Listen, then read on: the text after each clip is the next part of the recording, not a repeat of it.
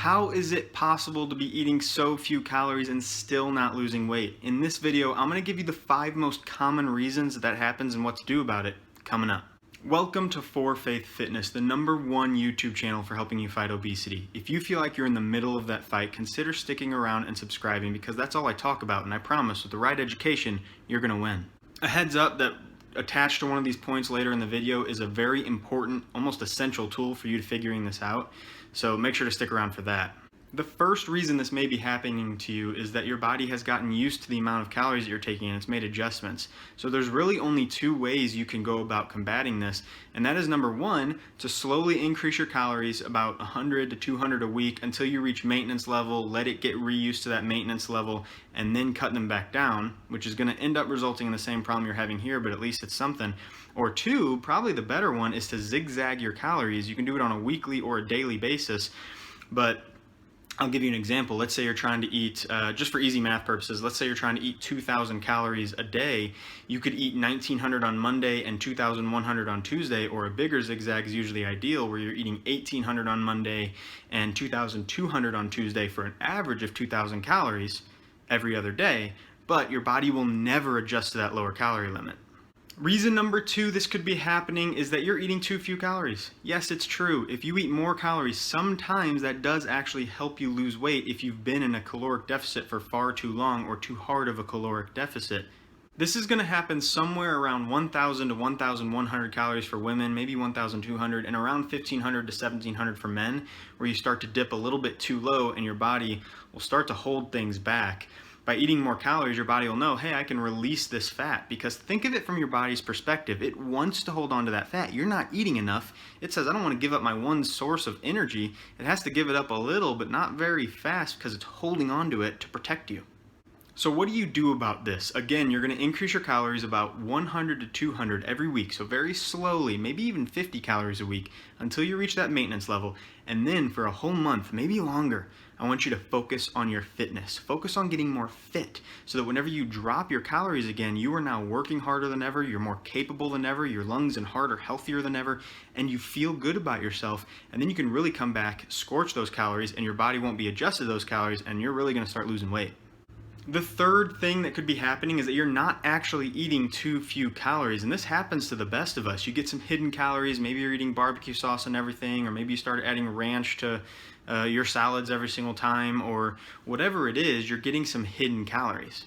It also could be that you feel like it's too few calories, you've just made an adjustment, or you've just started this and you're not used to eating 1,700, 1,800 calories a day, so of course it feels like you're not eating a whole lot of calories, but to your body, you're actually getting exactly what you need, or maybe just a little bit under, and so it feels slow to you, and in that case, you got to give it time. But the answer to both of these kind of side situations for this point is that you got a food log. You need to know what is going into your body in order to understand if you're actually low on calories. It doesn't have to be forever, although I recommend it forever. Whenever you get good at it, it's not as bad as it sounds, but it definitely has to be for at least a little bit, so that you start to get used to what am I supposed to be taking in. So maybe about a solid month, 2 months of food logging is really going to paint a picture to what you're supposed to be taking in. The fourth reason, probably the most common, is that you either just started or you just made an adjustment lower than what you were eating, so you're just not used to it. In that case, you got to give it more time. It feels like you're eating nothing. Of course, your stomach hasn't adjusted to the fact that it doesn't have as much on it as it used to. So just give this one a little bit of time, because you just started. You got to push through that. The most common error here is that people don't push through that. They give up. They say, this isn't working, something's wrong with me. Nothing's wrong with you, I promise. I mean, you might need to go to the doctor or something, but first, usually there's going to be nothing wrong with you. It's not you, it's just you got to give it a little bit of time, push through that, and then the snowball is going to start, one that you're not going to be able to stop. That essential tool that I mentioned at the beginning of the video is right here. It is a BMR calculator. I will leave a link to that in the description of the one that I tend to use for my clients. And what that's going to do is tell you how many calories per day, based off of the information that you put in there, are you burning, and then it actually also gives you a table based off of a certain level of exercise that you're getting, whether that's 1 time a week, 3 times a week, 5 times a week, etc. how many calories you're going to need to maintain weight. So you want to cut that number, whatever number it gives you, and according to your exercise, whatever number it gives you, you want to cut that number by 500 to 1,000. 1,000's on the more aggressive end, so maybe 500, 600 calories, and you should be losing a pound a week. But you have to remember this, it's just a calculator. It means nothing. Our bodies are so much more complex than what a calculator that you put in age and height can give you. So take it as a starting point and make adjustments from there. And if you like really feel hungry, then something's wrong. You're not getting enough calories, and it could be one of these other points. Point number 5, or reason number 5, and this is probably the most common, your few calories that you're eating are costing you so much more elsewhere. So it starts off with just stress. You're super tired. Maybe you go to work and you can't really focus because your calories are low and your carbs are low, and our brains literally run off of glycogen. So your brain power is just low. Now you're stressed at work, so you come home, your sleep starts to suffer. And then from there, it's just this snowball of negativity that is so hard to overcome because you just feel tired. I mean, who wants to work out whenever you're that tired and exhausted and you had a rough day and you're struggling at work and you're not getting a lot of sleep? And then your workouts, if they happen, they really suffer. I mean, you've probably noticed that they suck.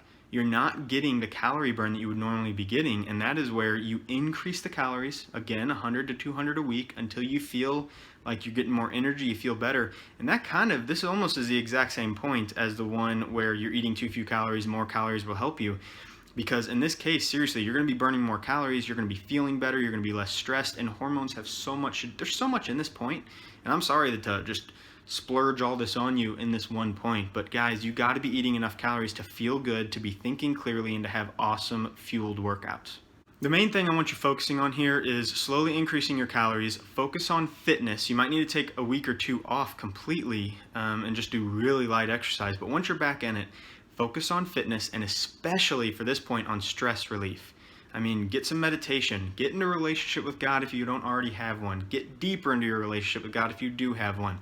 You need to relieve that stress and take some of that weight off your shoulders, because with the world of weight on your shoulders, I mean, who can blame you for not losing weight?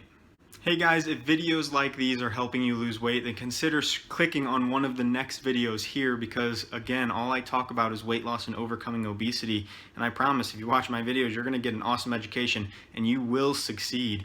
It is just a matter of time. I promise. You got this. You're going to do this. Stick to it. See you in the next one. God bless.